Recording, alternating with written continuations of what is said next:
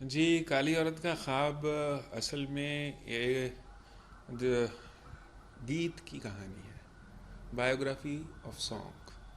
Okay, तीन तरीके से, तीन हिस्सों में बटी हुई किताब है।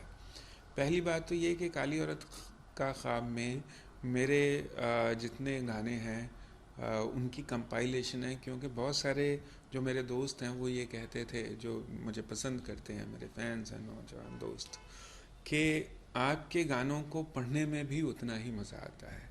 तो गाना जब चलता है तो आप तो गाना तो चलता रहता है, कोई अच्छी लाइन लगती है, कोई अच्छी बात लगती है, तो आप उस पर रुक के सोच नहीं सकते, क्योंकि गाने को तो बढ़ना होता है आगे। इसलिए क्यों ना आप एक किताब की शक्ल में अपने गानों को डाल दें। तो मुझे लगा कि एक्चुअली गाने तो ऑलरेडी आ चुके हैं किताब की शक्ल में, क्यों क्या मैं उसमें एक्स्ट्रा दूं ताकि लोगों को लगे कि कुछ बात है इस चीज़ में। तो वो अनसीन वर्सेस भी हैं इसमें जो लोगों तक नहीं पहुंची। जब आप एक गाना लिखते हैं तो गाना लिखते हुए आप उतना ही गाना नहीं लिखते हैं जितना आप सुनते हैं। उससे पहले बहुत मेहनत होती है, बहुत कुछ आप लिखते हैं, लिख के काटते हैं, फिर आप एक जगह पे पहुंचते हैं। तो वो जो अनसीन वर्सेस हैं वो भी हैं इस किताब में। और प्रक्रिया, जिसे प्रोसेस बोलते हैं, गाने को लिखने की प्रोसेस भी इसमें एक्सप्लेन की गई है। वो गाना कैसे बना, किस तरह की बैठकें हुई, क्या बातचीत हुई, क्या बहस मुबासे हुए, क्या मन मुटाव हुए, क्या वैचारिक मतभेद हुए, वो सारी बातें छोटी छोटी कहानियों के रूप में भी शामिल हैं इस किताब में। तो बेसिकली ये प्रोज पोइट्री की किताब है, प्रोज और पोइट्री की किताब। Okay. Okay sir, right from चमेली टू काफ़ी अनगिनत सॉन्ग्स आपने लिखे हैं, तमाशा है, काफ़ी अनगिनत सॉन्ग्स लिखे हैं। तो आपकी ये जो किताब है वो भी उन गानों को दर्शाती है। जैसे 15 चैप्टर की बुक है, जी उसमें जो हर एक जो आपने सब्जेक्ट टाइटल दिया है, जैसे मैं और चमेली हो गया, और जी जी, मुफ्त में मुफ्त में, शब्द, मुफ्त ये में सारी चीज़ें। शब्द। तो ये इसके बारे में कुछ जानना चाहेंगे कि क्या आपने उन गानों के पीछे की स्टोरी इस बुक में लिखी है या क्या है जी, मैंने इसमें? शुरुआत चमेली से की है। चमेली मेरी पहली रिलीज्ड पिक्चर थी, और सोचा ना था मेरी पहली साइंड पिक्चर थी।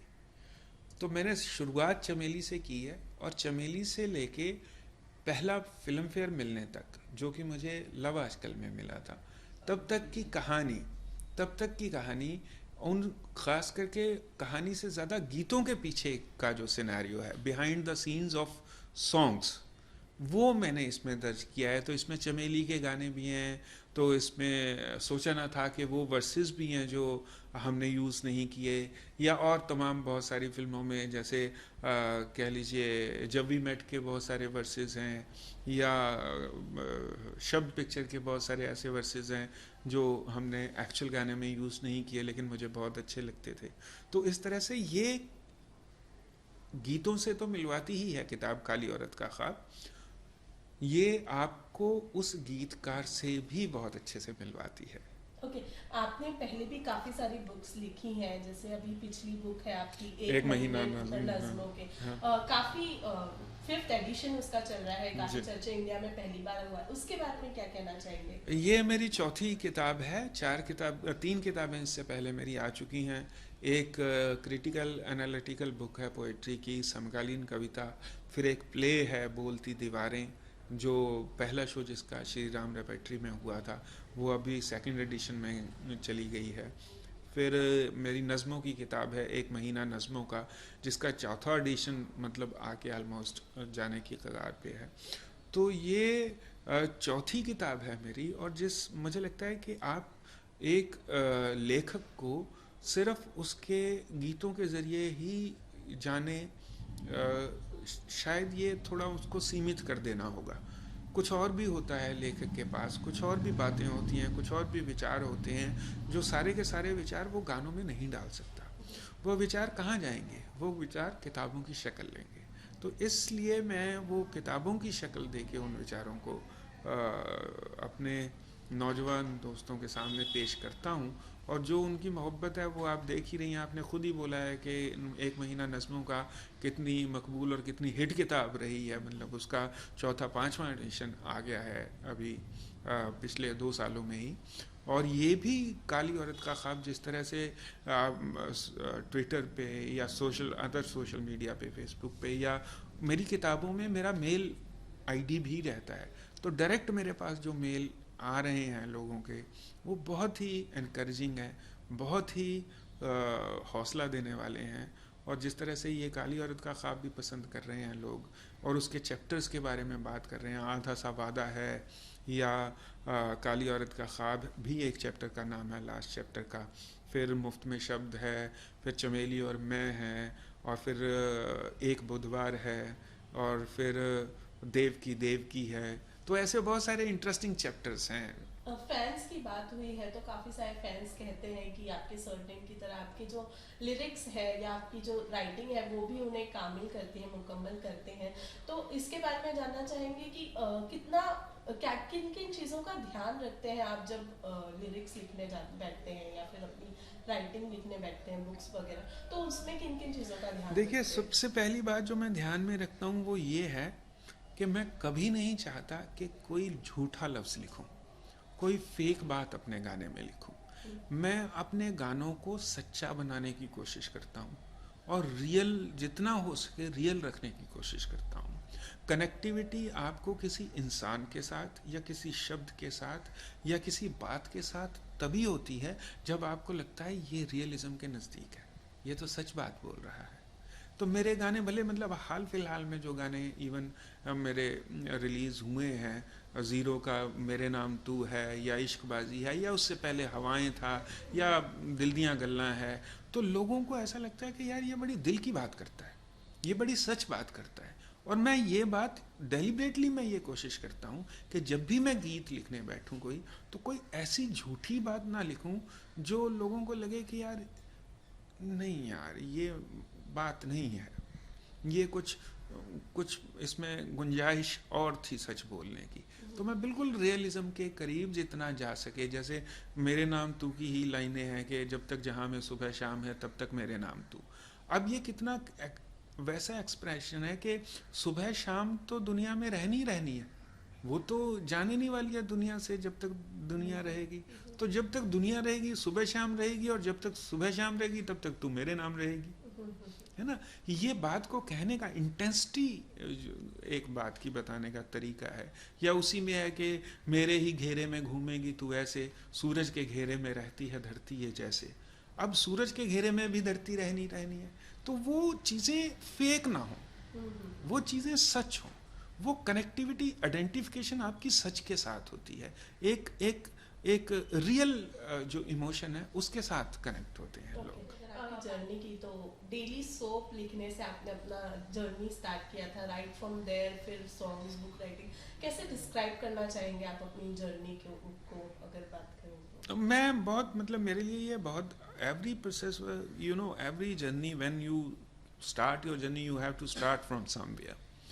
मैं लिटरेचर का स्टूडेंट हूँ और रहूँगा हमेशा। इस वजह से किताबों के साथ मेरा एक रिलेशन रहा है, लिटरेचर के साथ मेरा एक रिलेशन रहा है। तो जब आप लिटरेचर के साथ या किताबों के साथ अपना रिश्ता ज़्यादा गाढ़ा करते जाते हैं, तो आपकी ऑटोमेटिकली वो कह लीजिए वो जो मजबूती है रिश्ते की, वो आपकी कलम में दिखाई देती है। तो बहुत ही बढ़िया, एक बहुत अच्छी जर्नी रही मेरी। और अच्छी बात ये है कि वो लगातार चल रही है और लगातार मेरा काम पसंद किया जा रहा है लोगों द्वारा। ओके, अगर किसी से पूछा जाए उनके काम के बारे में तो बहुत डिफिकल्ट होता है, लेकिन आपसे जानना चाहेंगे कि क्या लाइक सॉन्ग्स लिखने में आप ज़्यादा किस चीज़ को एंजॉय करते हैं, बुक लिखने में? मैं समझ गया आप क्या कहना चाहती हैं। मैं लिखना एंजॉय करता हूँ।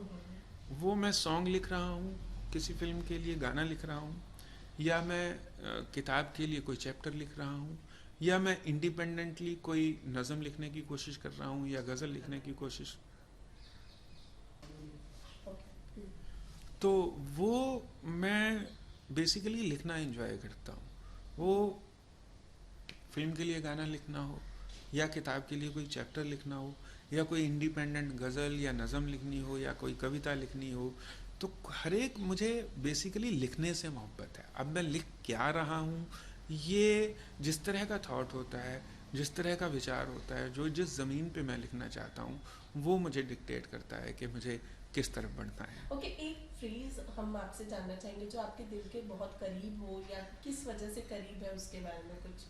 किस फ्रेज की बात कर रहे हैं आप? गीतों के फ्रेज की बात करना गीतों चाह रहे हैं या में, मेरे हाँ, गीतों के फ्रेज की बात? आप ही के गीतों की फ्रेज जो आपके दिल के बहुत करीब हो, और आपको ऐसा लगता है कि किसी ने उस चीज को समझने की कोशिश नहीं की और ना लिया नहीं हो गाने में उस फ्रेज नहीं को। ऐसा, अच्छा वो सारे फ्रेज मैंने किताब में लिखे हुए हैं, पर मैं उस फ्रेज की बात ज़रूर करना चाहूँगा जो लोगों को बहुत पसंद भी आया है और मेरे दिल के बहुत करीब भी है। और वो फ्रेज ये है कि जो भी मैं कहना चाहूँ बर्बाद करें अल्फाज मेरे। बिल्कुल, बिल्कुल। तो जानना चाहेंगे क्यों है ये इतना खास आपके लिए। ये इसलिए है क्योंकि ये हमारे सबके साथ होता है। हम कई बार अपनी बात कहते हैं, जो हम कहना चाह रहे होते हैं, जो हम समझाना चाह रहे होते हैं, जो हमारी फीलिंग्स होती हैं, जो हमारे एहसास होते हैं, जो हमारे इमोशंस होते हैं, जो हमारी भावनाएं होती हैं, वो पूरी की पूरी सामने वाले तक नहीं पहुंचती, है ना। तो वो इन बिटवीन जो कुछ रह जाता है, वो कई बार लफ्ज़ों की वजह से कम लगने लगता है। वो आप किसी के साथ अगर बहुत आप किसी को ये कह सकते हो कि मैं तुमसे बहुत प्यार करता हूँ, राइट, लेकिन मैं बहुत प्यार करता हूँ की भी इंटेंसिटी अलग अलग है ना। किसी को आप बहुत ज़्यादा करते हो, किसी को आप उससे थोड़ा कम भी कर सकते हो, you know, and intensity of the emotion differs. But हमारे पास सिर्फ कुछ लफ्ज़ हैं जिनके ज़रिए हम अपनी फीलिंग्स को एक्सप्रेस करते हैं, तो कई बार वो उसी तरह की फीलिंग सामने वाले तक नहीं पहुंचा पाते। That's why I really like this phrase के जो भी मैं कहना चाहूँ बर्बाद करें अल्फाज मेरे। ओके, काली औरत एक आपका टैगलाइन है, हर every story has a song and every song has a story. Right. तो आपसे ये जानना चाहेंगे कि कोई एक ऐसा सब्जेक्ट हो या कोई एक ऐसी टॉपिक हो जिस पे आप स्टोरी लिखना चाहते हो या सॉन्ग लिखना चाहते हो, और जो अभी तक आप पूरा ना कर पाए हो, तो वो एक कोई ऐसा टॉपिक हो। देखिए ऐसे है कि मेरा जहन है, जो मेरा दिमाग और दिल है ना, वो अधूरे गीतों, अधूरी गज़लों और अधूरी कहानियों की एक खान है। तो वो जो पूरा होता रहता है वो तो मैं निकालता रहता हूँ, और जो नहीं अभी पूरा होता वो अभी चलता रहता है काम। वो तो काम चल रहा है, मतलब दिमाग तो एक कह लीजिए एक तरीके से विचारों की फैक्ट्री है ना। वो जब विचार कोई पूरा हो जाता है तो वो बाहर आ जाता है, नहीं तो काम चलता रहता है। ओके, जाते जाते अपने फैंस के लिए कुछ 2-4 लाइनें अगर आप बोलना चाहें तो। देखिए 2-4 लाइनें मैं आपको, अगर आप ये सोच रहे हैं कि मैं आपको कोई शेर सुनाने वाला हूँ, गज़ल सुनाने वाला हूँ, मैं बिल्कुल ऐसा नहीं करने वाला हूँ। मैं आपसे ये गुजारिश करने वाला हूँ कि आप काली औरत का ख्वाब ज़रूर पढ़ें।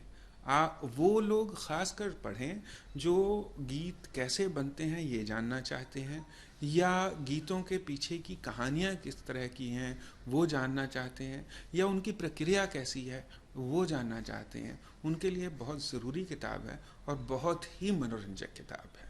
प्लीज़ ज़रूर पढ़िए। Thank you so much sir. Thank you.